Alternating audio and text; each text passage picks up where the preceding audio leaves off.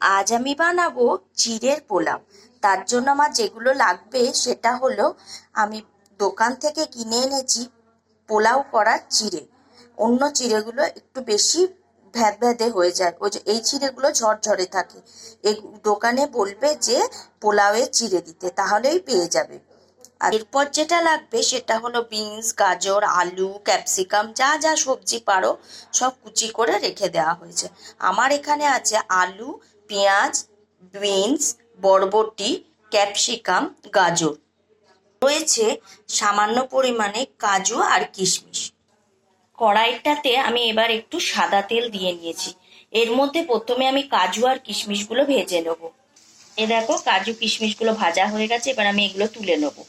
এরপর আমি ভাজা কুচি করে রাখা সবজিগুলো এর মধ্যে ভাজতে দিয়ে দেবো। এই দেখো, এখানে এগুলো ভাজা ভাজা হয়ে এসছে, একটু নুন আর হলুদ দিয়ে দেবো। এ দেখো, নুন হলুদ দিয়ে আমার ভাজা ভাজা হয়ে গেছে। এবার এর মধ্যে আমি কাজু কিশমিশগুলো দিয়ে দেবো। এইবার আমি চিড়েটা দিয়ে দেবো। এবারে আমি চিড়েটা দিয়ে দিলাম। এর মধ্যে মিষ্টি যে যেরম পরিমাণে খাও সেরম দেবে, একটু গোলমরিচ গুঁড়ো আর ঘি দিয়ে আমি নামিয়ে নেবো।